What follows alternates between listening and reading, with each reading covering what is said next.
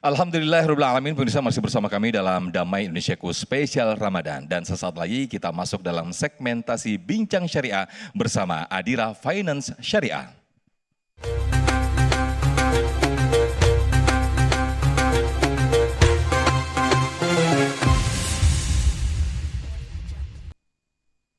Baik, Alhamdulillah pemirsa, sudah bersama saya narasumber kita Bapak R. Amirul Mukminin. Assalamualaikum Pak Amirul. Waalaikumsalam. Alhamdulillah. Nah, kalau kemarin kita berbicara mengenai bagaimana sesungguhnya keuangan syariah. Siang hari ini kita berbicara bagaimana berkah puasa, berkah mu'alah, mengenal akad-akad syariah dalam keseharian. Nah, kita kenalkan dulu nih Pak Amir, apa saja sih sebetulnya bentuk dari akad-akad syariah itu sendiri Pak Amir? Silakan Pak Amir. Oh ya, Bismillahirrahmanirrahim.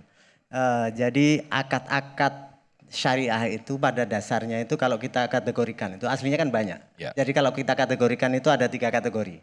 Yang pertama adalah yang berbasis jual beli, kemudian yang berbasis jasa atau berbasis penyediaan jasa oleh satu pihak kepada pihak lain. Yang ketiga adalah berbasis penanaman modal. Nah, yang berbasis jual beli itu ya selayaknya jual beli. Yang paling umum sekali di dunia keuangan syariah itu adalah murabahah. Murabahah itu adalah jual beli, gampangannya kalau secara awam itu adalah jual beli secara tempo. Di mana satu barang diakadkan jual beli saat ini, tapi pembayarannya itu bisa dilakukan kemudian. Baik secara langsung di kemudian hari atau bertahap. Nah, dengan satu margin yang disepakati oleh antara pihak penjual dan pihak pembeli. Itu yang berbasis jual beli. Yang berbasis penyediaan jasa. Itu yang paling umum itu biasanya adalah ijaroh. Atau pemberian jasa dari satu pihak kepada pihak lain. Nah, dalam ijarah ini sebenarnya yang dibayar atau yang diterima fee oleh perusahaan syariah atau lembaga keuangan syariah itu adalah jasa yang diberikan atau kemanfaatan ekonomi yang diberikan dari lembaga keuangan syariah kepada pengguna lembaga keuangan syariah tersebut. Nah, dalam konteks ini ijarah bisa ada 2. Yang dimanfaatkan adalah kegiatannya, atau yang dimanfaatkan adalah barang yang dimiliki oleh lembaga keuangan syariah.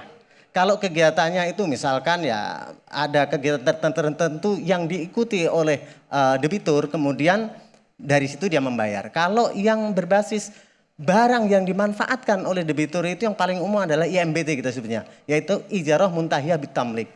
Apa itu? Ijarah muntahiyah bitamlik itu adalah satu skema sewa atas barang yang dimiliki oleh lembaga keuangan syariah. Kemudian ada janji dari lembaga keuangan syariah kepada debitur pada saat nanti selesai tenor atau selesai perjanjian pembiayaan syariah tersebut, barang tersebut akan dialihkan kepada debitur baik melalui skema jual beli maupun skema hibah. Nah, yang ketiga adalah yang berbasis penanaman modal atau berbasis investasi. Itu yang paling umum biasanya musyarakah. Atau kalau yang dalam transaksi modern ini disebut musyarakah mutanakisah. Apa itu?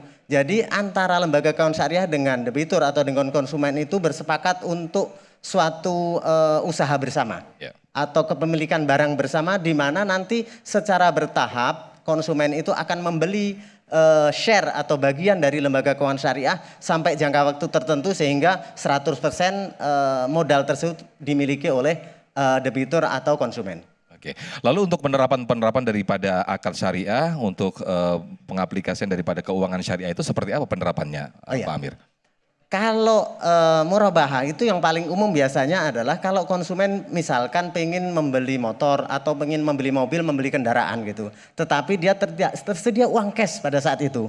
Maka dia bisa melakukan pembeliannya secara murabahah, artinya lembaga keuangan syariah nanti akan yang membelikan motor atau kendaraan tersebut dari dealer, kemudian dijual kembali kepada konsumen selaku debitur, konsumen dan debitur kemudian membayar sebesar harga motor dan margin yang disepakati antara lembaga keuangan syariah dengan debitur dalam jangka waktu tertentu yang kita sebut tenor.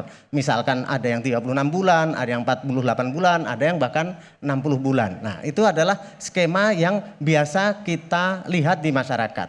Nah, kalau ijarah muntahiyah bitamlik atau IMBT itu yang paling umum sekali, itu adalah hampir sama seperti itu, tapi biasanya itu ini digunakan untuk yang sifatnya refinancing. Jadi debitur atau konsumen itu mungkin di dalam usahanya pingin penambahan modal, tetapi dia tidak punya uang. Tapi dia punya kendaraan. Nah, kendaraannya itu bisa dijual ke lembaga keuangan syariah. Kemudian setelah dijual, tapi mobilnya saya masih ingin gunakan itu untuk operasional usaha saya. Maka mobil yang sudah dibeli oleh lembaga keuangan syariah atau motor yang sudah dibeli itu disewakan ulang kepada debitur atau kepada konsumen dalam jangka waktu tertentu dengan janji nanti pada saatnya nanti setelah perjanjian ini selesai, barang tersebut akan dihibahkan. Kira-kira begitu. Baik. Nah, ini tadi masih berkaitan dengan apa yang tadi disampaikan adalah jual beli dan sebagainya tadi ya. Ketika seseorang menggunakan jasa atau menggunakan pembiayaan syariah ini, lalu tidak bisa meneruskan, berhenti di tengah jalan, tidak bisa meneruskan angsurannya. Nah, ini konsekuensi apa yang dirasakan atau yang ditanggung ini oleh si pengguna ini, Pak Amir? Oh, baik. Jadi pada dasarnya ini adalah jalan keluar ketika terjadi di mana konsumen atau debitur ada kesulitan ekonomi entah apapun sebabnya. Tapi ini bukan jalan untuk karena itikat yang tidak baik. Karena dalam transaksi syariah itu yang dipentingkan pertama adalah itikat baik antara kedua pihak, yaitu antara lembaga keuangan syariah dan dengan konsumen. Tapi in case suatu saat terjadi di mana debitur itu mengalami kesulitan ekonomi atau penurunan daya angsur, maka konsumen yang bersangkutan bisa berdiskusi dengan lembaga keuangan syariah, dengan petugas yang menangani, itu untuk melakukan yang pertama itu penjadwalan kembali atau biasa disebut rescheduling atau restructure.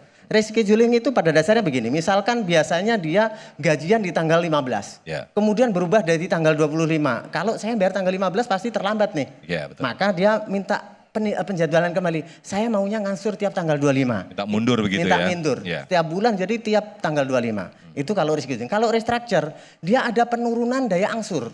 Tadinya misalnya ngangsur bisa 2 juta. Karena situasi ekonomi saya bisa ngangsur tinggal 1,5.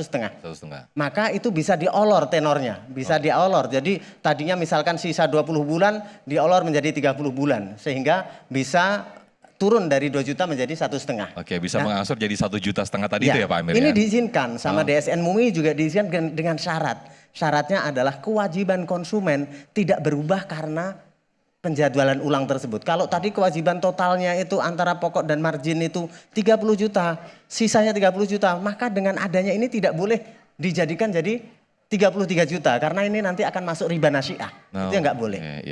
Jalan terakhir kalau konsumen benar-benar, waduh saya nggak bisa bayar sama sekali, udah nggak bisa meneruskan, maka bisa bekerja sama dengan LKS untuk unitnya diserahkan, dititipkan untuk dijualkan oleh LKS. Setelah unitnya dititipkan oleh LKS, LKS akan berusaha melakukan lelang itu dengan harga terbaik. Hasilnya digunakan untuk melunasi. Kalau misalkan lebih, wajib diberikan kepada konsumen.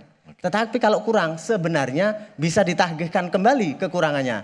Tapi kebanyakannya LKS akan, karena ini konsumen juga sudah mengalami kesulitan, jadi istilahnya kekurangannya itu tidak ditagihkan kembali, ditanggung kerugiannya. Dan itu diizinkan juga oleh DSN MUI. Oke, baik terakhir nih Pak Amir, apakah boleh unit syariah mendanai operasinya dengan dana yang berasal dari konvensional yang bukan syariah? Ini bagaimana nih Pak Amir kebijakannya? Nah ini sering terjadi karena tidak semua lembaga keuangan syariah itu juga sudah berdiri sendiri sebagai suatu entitas hukum. Banyak di antara mereka itu masih berupa unit usaha syariah yang secara entitas masih di bawah lembaga keuangan yang konvensional. Jadi kalau untuk operasional atau untuk pendanaan pembiayaan kepada konsumen ini dibiayai dari dana yang berasal dari unit usaha konvensionalnya sebagai induknya, hal ini diizinkan baik oleh OJK maupun oleh MUI. Asalkan bahwasanya akad-akad yang terjadi dengan konsumen tetap memenuhi kaidah-kaidah syariah. Dan yang kedua, ada satu kaidah etis yang dibangun. Uang yang diperoleh dari konvensional ini memang benar-benar uang yang tidak diperoleh dari harta haram. Untuk tujuan misalkan money laundry dan lain sebagainya. Kira-kira itu. Oke, baik terima kasih. Baik terima kasih Pak Amirul Mukminin atas penjelasan mengenai bagaimana sesungguhnya untuk akad-akad syariah begitu ya. Nah pemirsa itu tadi bincang-bincang saya bersama Pak Amirul Mukminin dalam segmentasi Bincang Syariah bersama Adira Finance Syariah.